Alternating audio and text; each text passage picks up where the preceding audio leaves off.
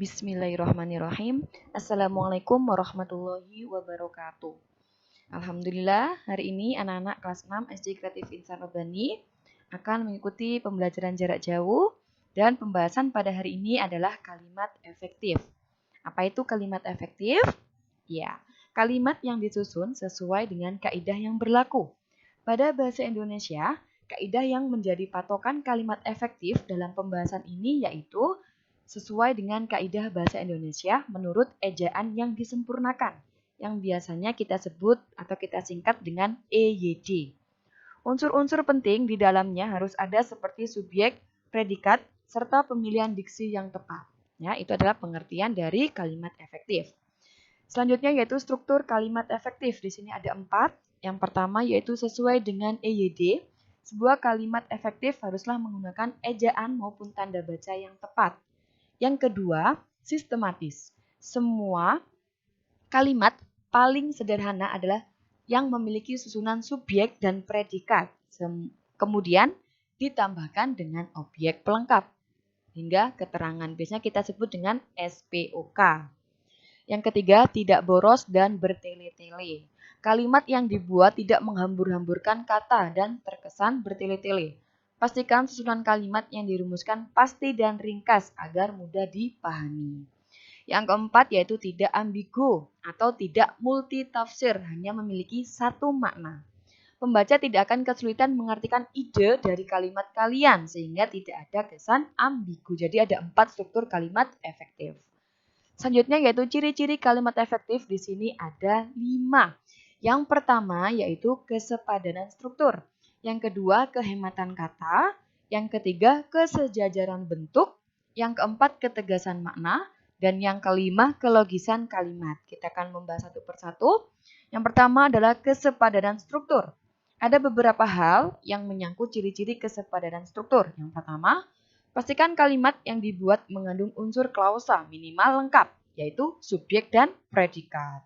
Yang kedua, jangan ditaruh kata depan atau preposisi di depan subjek karena akan menghamburkan pelaku di dalam kalimat tersebut. Contohnya, bagi semua peserta diharapkan hadir tepat waktu. Itu merupakan contoh tidak efektif.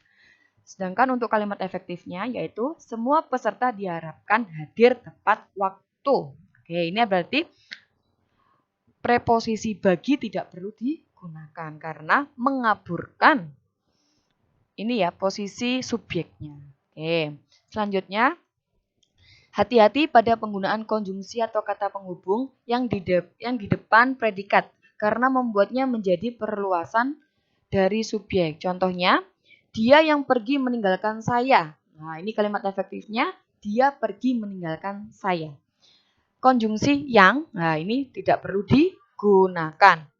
Yang kedua yaitu tidak bersubjek ganda. Bukan berarti subjek tidak boleh lebih dari satu, namun lebih ke arah menggabungkan subjek yang sama. Nah, contohnya ini.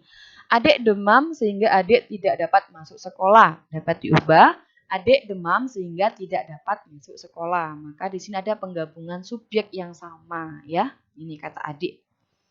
Oke, ciri-ciri yang kedua yaitu kehematan kata. Ada 2 hal yang memungkinkan kata membuat kalimat boros. Nah, ini yaitu menyangkut kata jamak dan mengenai kata-kata yang bersinonim. Contohnya, yang kata jamak, para siswa-siswi sedang mengerjakan soal ujian masuk perguruan tinggi. Nah, ini diubah menjadi kalimat efektif menjadi siswa-siswi sedang mengerjakan soal ujian masuk perguruan tinggi. Maka di sini kata yang dihilangkan yaitu para. Nah, ini tidak perlu ya. Kemudian contoh kata sinonim yaitu ia masuk ke dalam ruang kelas. Maka diubah menjadi ia masuk ruang kelas ya. Jadi ke dalamnya ini tidak perlu karena masuk itu sudah pasti ke dalam. Seperti itu. Untuk ciri-ciri yang ketiga yaitu kesejajaran bentuk. Ciri-ciri yang satu ini menyangkut soal imbuhan dalam kata-kata yang ada di kalimat ya. Kalimat efektif haruslah berimbuhan paralel dan konsisten. Jadi apabila menggunakan imbuhan me, maka selanjutnya juga sama menggunakan imbuhan me. Contohnya, hal yang mesti diperhatikan soal sampah adalah cara membuang, memilah, dan pengolahannya. Ini bisa diubah menjadi Hal yang mesti diperhatikan soal sampah adalah cara membuang, memilah, dan mengolahnya. Nah, ini jika kita amati maka pengolahan ini diubah menjadi mengolah. Kenapa? Karena imbuhan pada di awalnya ini juga menggunakan kata berimbuhan me, ya. Jadi semuanya menggunakan imbuhan me. Selanjutnya yaitu ciri-ciri ketegasan makna. Tidak selamanya subjek harus diletakkan di awal kalimat. Namun, memang peletakan subjek seharusnya selalu mendahului predikat ya. Tapi dalam beberapa kasus bisa meletakkan keterangan di awal kalimat untuk memberikan penegasan. Biasanya di sini dijumpai pada kalimat perintah, larangan, ataupun anjuran yang umumnya diikuti oleh partikel lah ataupun. Contohnya, kamu sapulah lantai rumah agar bersih. Nah, ini diubah menjadi sapulah lantai rumahmu agar bersih. Seperti itu. Selanjutnya ciri-ciri yang terakhir yaitu kelogisan kalimat. Ciri-ciri kalimat efektif yang terakhir ini amat krusial menyangkut kelogisan kalimat yang kalian buat. Kelogisan berperan penting untuk menghindari kesan ambigu pada kalimat. Nah, seperti contoh, kepada Bapak Kepala Sekolah, waktu dan tempat kami persilahkan. Nah, ini tidak efektif. Maka dapat diubah menjadi Bapak Kepala Sekolah dipersilahkan menyampaikan pidatonya sekarang. Nah, seperti itu ya. Oke, selanjutnya ini ada ciri-ciri atau contoh dari kalimat efektif. Kita sudah belajar dengan ciri-cirinya. Nah, ini adalah contoh kalimat efektif. Nanti silakan dibaca kembali ya. Selanjutnya yaitu adalah penugasan. Silakan anak-anak membaca buku teks pada buku siswa ya. Teksnya Aku Cinta Produksi Indonesia. Kemudian identifikasilah kalimat tidak efektif pada bacaan tersebut.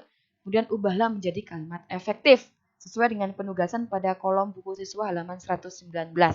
Terus tulislah penugasan tersebut pada buku tulis dan silakan dikirim di Google Classroom seperti biasanya. Seperti itu untuk penugasan hari ini. Semoga bermanfaat. Kurang lebihnya Ustazah mohon maaf. Jazakumullah khairan katsirah. Wassalamualaikum warahmatullahi wabarakatuh.